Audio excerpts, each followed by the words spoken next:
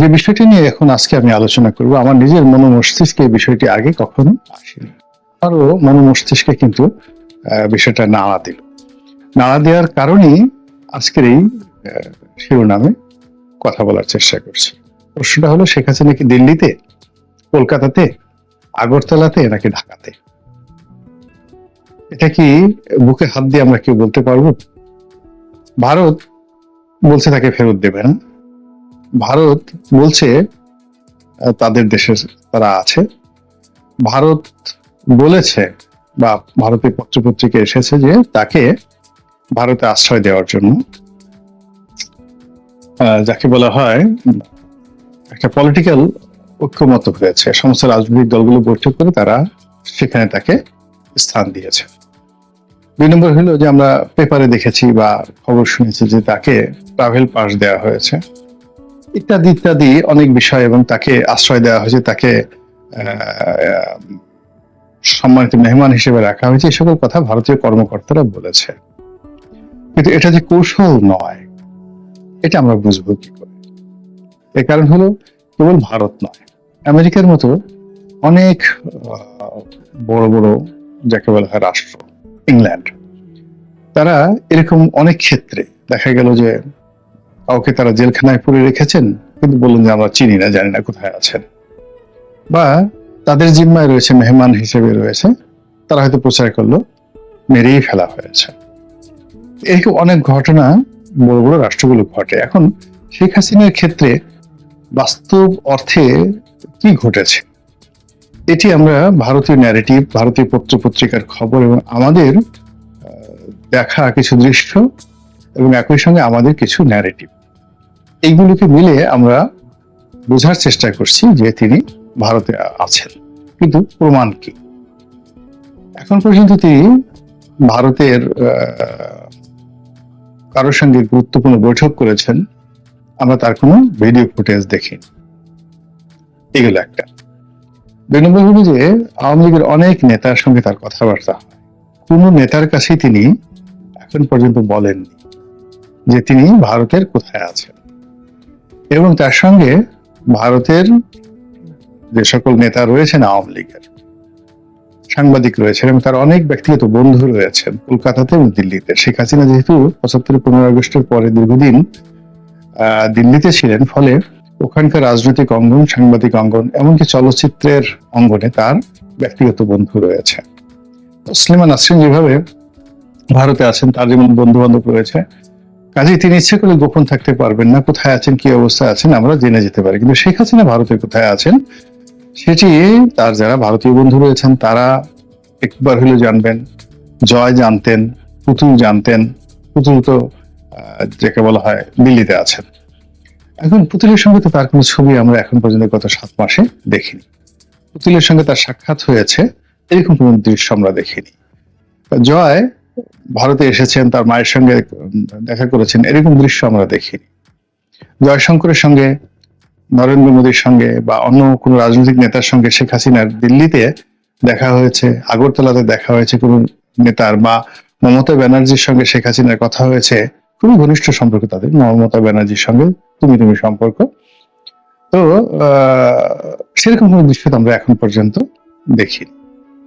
তাহলে শেখ হাসিনাকে নিয়ে ভারতীয় যে ন্যারেটিভ, বা তিনি শেখ হাসিনা ভারতে আছেন, যে কোনো সময় টুস করে ঢুকে পড়বেন, এই বিষয়টি 100% বিশ্বাস করাটা নির্বুদ্ধিতা।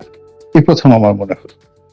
দ্বিতীয়ত, তিনি যে বাংলাদেশে নেই, এটা একেবারে উড়িয়ে দেওয়াটাও 100% নির্বুদ্ধিতা এখন মনে হচ্ছে। কারণ হলো, তার যে বঙ্গভবনের যাওয়ার যে প্ল্যান ছিল আগস্ট মাসের 5 তারিখে, তো সেই সময়টাতে তিনি গাড়িতে করে একটা টহল দিয়েছেন নিচে, এরপর তিনি হেলিকপ্টারে উঠেছেন এবং তার হেলিকপ্টার ঢাকার আকাশে বেশ কিছুক্ষণ উড়েছে। তারপর সেই হেলিকপ্টার কোথায় গিয়েছে, সেটার গতিবিধি কি, এই বিষয়ে আমাদের কাছে কোনো তথ্যপত্র নেই। প্রথম দিকে কিছু কিছু গুগল ম্যাপে দেখানোর চেষ্টা করা হচ্ছিল যে তার হেলিকপ্টারটি এত তারিখে সেই দমদম এয়ারপোর্টে গিয়েছে কলকাতাতে, তারপর সেখান থেকে কিভাবে দিল্লিতে গিয়েছে ওই গুগল ম্যাপ থেকে অনেকে দেখার চেষ্টা করেছে, পরবর্তীতে দেখা গেল সেগুলো সবই ভুয়া। এর কারণ হলো এখান থেকে যে বাংলাদেশ থেকে ন্যারেটিভ তৈরি করা হয়েছে সেটি মোটামুটি এরকম দাঁড়ায় যে হেলিকপ্টারে করে গণভবন থেকে তিনি মূলত গেছেন ঢাকা এয়ারপোর্টে, এবং ঢাকা এয়ারপোর্ট থেকে একটা সামরিক বিমানে করে তিনি গিয়েছেন আগরতলাতে, এবং আগরতলা থেকে আরেকটি সামরিক বিমানে করে তিনি দিল্লিতে গেছেন, এবং দিল্লির একটি নিশ্ছিদ্র নিরাপত্তা বলয়ে, দিল্লি বিমানবন্দরের কাছাকাছি একটা নিশ্ছিদ্র নিরাপত্তা বলয়ে ঘেরাটোপে তাকে রাখা হয়েছে। এই জিনিসগুলি কিন্তু প্রচার করা হচ্ছে।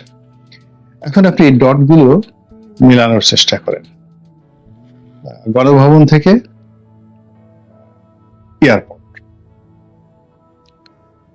তো গণভবন থেকে এয়ারপোর্ট তিনি গেলেন, এবং এখানে একটা বিষয় আছে যে আপনারা যারা জানেন তারা খুব ভালো করেই জানেন যে গণভবন থেকে সরাসরি এয়ারপোর্টে গিয়ে ল্যান্ডিং করার ক্ষেত্রে সিভিল এভিয়েশন থেকে শুরু করে সব জায়গাতে একটা রেকর্ড থাকার কথা এবং থাকবে, এবং সেখান থেকে তিনি যে সামরিক বিমান করে যাবেন সেই সামরিক বিমান আবার যাকে বলা হয় যদি আগরতলাতে যায় তাহলে একটা নর্মাল বিমান যাওয়া কোনো একটা দেশে সেটার এক ধরনের রেকর্ড, আর সামরিক বিমান যখন যাবে মিলিটারি প্লেন সেটার জন্য কিন্তু আলাদা একটা ফর্মালিটিস এর দরকার আছে।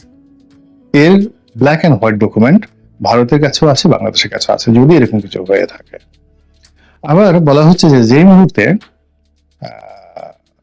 সেই সামরিক বিমানটি ভারতের আকাশে প্রবেশ করেছে অমনি ভারতের অত্যাধুনিক জঙ্গি বিমান দ্বারা সেটিকে প্রোটেকশন দিয়ে তাকে আগরতলাতে নেওয়া হয়েছে। মানে পুরো জিনিসটির মধ্যে একটা জেমস বন্ড প্রকৃতির যাকে বলা হয় ভাইব তৈরি করা হয়েছে। ফলে আমরা অনেকেই সেই ভাইবের সাথে এতদিন ধরে বুগল বাজাচ্ছি। ইতিমধ্যে শেখ হাসিনা টেলিফোনে কথা বলেছেন, তারপরে অডিও কলে তিনি বেশ কয়েকজনের সঙ্গে কথা বলেছেন এবং নিজে সেগুলো ভাইরাল করেছেন, দলীয় নেতাকর্মীদের সঙ্গে লন্ডনে আমেরিকাতে কথা বলেছেন, কিন্তু কোথাও তার ভিডিও ফুটেজ কিন্তু দেখা যাচ্ছে না। এবং একইভাবে কিন্তু আরো কয়েকজন লোকের, যেমন মোহাম্মদ আরাফাতের কোনো ভিডিও ফুটেজ আমরা দেখতে পাচ্ছি না। এবং আপনারা জানেন যে ক্যান্টনমেন্টে যখন শেখ হাসিনাকে বিদায় জানানো হয়, মানে বঙ্গভবনে গণভবনে, ঠিক সেই সময়টাতে কিন্তু মোহাম্মদ আরাফাত সেখানে ছিলেন, তারপর সালমান এফ রহমান সাহেব কিন্তু ওখানে ছিলেন। সেখান থেকে মোহাম্মদ আরাফাত কোথায় গেলেন, কিভাবে গেলেন? যেমন দেশের বাইরে যারা আছেন, হাসান মাহমুদ সাহেব আছেন, তারপর যাকে বলা হয় সাবেক স্বরাষ্ট্রমন্ত্রী উনি আছেন, তারপর ভূমিমন্ত্রী জাভেদ সাহেব লন্ডনে আছেন, তারা সবাই যে যার অবস্থানে কোথায় কিভাবে আছেন তার আমরা ভিডিও ফুটেজ দেখেছি, অডিও ফুটেজ দেখেছি, তাদের বক্তব্য শুনেছি, এবং তাদের সঙ্গে অনেকেই আমরা কথাবার্তা শুনেছি। অনেক মন্ত্রী এমপি যারা লন্ডনে আছেন, আমেরিকা আছেন, কানাডা আছেন, অনেক মেয়র, মানে তারা সামাজিক অনুষ্ঠানে যাচ্ছেন, দেখা সাক্ষাৎ হচ্ছে। কিন্তু নসরুল হামিদ বিপু কোথায়? তারপরে যাকে বলা হয় মোহাম্মদ আরাফাত কোথায়? ওবায়দুল কাদের সাহেব কোথায়? জাহাঙ্গীর কবির নানক সাহেব কোথায়? বাহাউদ্দিন নাসিম সাহেব কোথায়? তাদের আমরা কথা শুনতে পাচ্ছি, কিন্তু তাদের কোনো ভিডিও ফুটেজ বা তারা যে প্রকৃতির মানুষ, তারা কলকাতাতে গিয়ে তারা কেন কলকাতাতে গিয়ে লুকিয়ে থাকবেন? তাদের তো কলকাতাতে অসীম কুমার উকিলকে যদি দেখা যায়, বাহাউদ্দিন নাসিম সাহেবকে কেন দেখা যাবে না? আবার বাহাউদ্দিন নাসিম সাহেব, জাহাঙ্গীর কবির নানক, স্বরাষ্ট্রমন্ত্রী, তারা সবাই কলকাতাতে আছেন, অনেকে দিল্লিতে আছেন, শামীম ওসমান সাহেব হয়তো দুবাইতে আছেন। এখন তাদের সবার সঙ্গে শেখ হাসিনার কথা হয়, কিন্তু তারা যদি শেখ হাসিনা দিল্লিতে থাকতেন তাদের সঙ্গে কেন দেখা হবে না? দেখা না হওয়ার কোনো রিজন নেই। কিংবা ভারতীয় কর্মকর্তাদের সঙ্গে কেন তার দেখা হচ্ছে না? দেখা হলে তো একটা স্টিল ছবি হলেও লিকেজ হয়ে যায়। মানে এমন প্রযুক্তি এখন চলে এসছে, সবার হাতে প্রযুক্তি চলে আসছে, এবং ভারতে তো পেগাসাস প্রযুক্তি এখন অনেক মানে প্রাইভেট গোয়েন্দাদের কাছে অ্যাভেলেবল। সেই পেগাসাস প্রযুক্তি দিয়ে শেখ হাসিনার যে লোকেশন ট্র্যাক করে তার ছবি তার মানে আনা, মানে তিনি যখন ধরেন হোয়াটসঅ্যাপে কথা বলেন, কথার কথা হোয়াটসঅ্যাপে কথা বলেন, তো পেগাসাস প্রযুক্তি দিয়ে তার হোয়াটসঅ্যাপের মধ্যে ঢুকে গিয়ে ওখান থেকে তার ছবি নিয়ে এসে এবং সেই ছবিটাকে স্ক্যান করেছে কত নম্বর বাড়িতে আছে। এই প্রযুক্তি এখন পৃথিবীতে আছে, ইসরায়েলের হাতে আছে, বাংলাদেশে আছে, ভারতে আছে। আমরা এখনো পর্যন্ত কেন তার লোকেশনটা ট্র্যাক করতে পারছি না? ইট মিনস আমরা এই যে যাদের হাতে প্রযুক্তি আছে তারা এই কাজ করছেন না, আর অনেকে এই ব্যাপারে আগ্রহ হচ্ছে না, বিকজ তাকে নিয়ে এতগুলো ভাইব তৈরি করা হয়েছে। সেই ভাইবের কারণে আমরা ইন্ডিয়ান ন্যারেটিভ গুলো বিশ্বাস করে শেখ হাসিনা যে দিল্লিতে আছে এটা শতভাগ বিশ্বাস করে বসে আছে। অথচ আপনি যদি তার কথাবার্তাগুলো বিশ্লেষণ করেন যে আমি বাংলাদেশের খুব কাছাকাছি আছি, যে কোনো সময় টুস করে ঢুকে পড়ব, এই কথাগুলো। আবার তিনি বলছেন আমি যেখানে আছি সেখানে নেটওয়ার্ক ঠিক মতো কাজ করছে না, ইত্যাদি অনেক কথা। আবার তিনি যে কথাগুলো বলছেন, যেভাবে কথাগুলো বলছেন অত্যন্ত কনফিডেন্টের সাথে, তাতে মনে হচ্ছে যে বাংলাদেশের অনেকের সাথে তার যাকে বলা হয় কনফিডেন্সিয়াল একটি সম্পর্ক তার রয়েছে। তো এই সব মিলিয়ে শেখ হাসিনাকে নিয়ে আপনার আমার যে চিন্তা, সেই চিন্তাটা আমরা এখনো নিশ্চিন্ত পর্যায়ে থাকতে পারছি না। যারা তাকে ভালোবাসেন তারা একভাবে চিন্তা করছেন, আর যারা তাকে ভয় পান, যদি তিনি ঢাকা থাকেন, যদি তিনি ঢুকে পড়েন তাহলে সেক্ষেত্রে কি হবে, যদি ঢাকা থাকেন তাহলে কি হবে, যদি বাংলাদেশের ভিতরে থাকেন তাহলে কোথায় আছেন, কার জিম্মে আছেন, কি আছেন, এইসব নিয়ে এই যে নতুন করে আবার বিতর্ক শুরু হলো।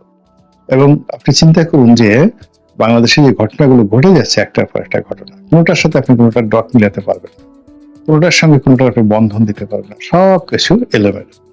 এবং এখানে আওয়ামী লীগ যে খেলছে এতে কোনো সন্দেহ নেই, এবং সেই খেলায় সরকার, জনগণ, তারপর শেষে প্রশাসন থেকে শুরু করে সবাই যে দৌড়াচ্ছে তাতেও কোনো সন্দেহ নেই। কাজেই কোনো কিছু বিশ্বাস করার আগে বৈজ্ঞানিক তথ্যপত্র সহ, প্রমাণ সহ, যুক্তি সহ যদি আপনি একটি অনুসিদ্ধান্তে পৌঁছাতে পারেন এবং সেই অনুসিদ্ধান্তের প্রেক্ষিতে যদি আপনি সিদ্ধান্ত নিতে পারেন, সেটা অনেকটা নিরাপদ হয়, যেটি আমাদের রাজনীতিতে এখনো পর্যন্ত আমরা বিএনপি, আওয়ামী লীগ, জামাত, জাতীয় পার্টি কেউ পারেনি। আমরা শেখ হাসিনাকে কেবলই মতো পালিয়ে গেছে ধরে নিয়ে আসবো, তারপর তাকে ফাঁসিতে লটকাবো, ইত্যাদি ইত্যাদি বলে মনের ঝাল মিটাচ্ছে। কিন্তু যদি তিনি ঢাকা থেকে থাকেন, তিনি আমাদের এই নির্বুদ্ধদের দেখে কিভাবে হাসছেন, এই কথা মনে করলে আমার অন্তরাত্মা কেঁপে ওঠে। আল্লাহ আমাদের সবাইকে হেদায়েত দান করুন এবং হেফাজত করুন। আসসালামু আলাইকুম ওয়া রাহমাতুল্লাহি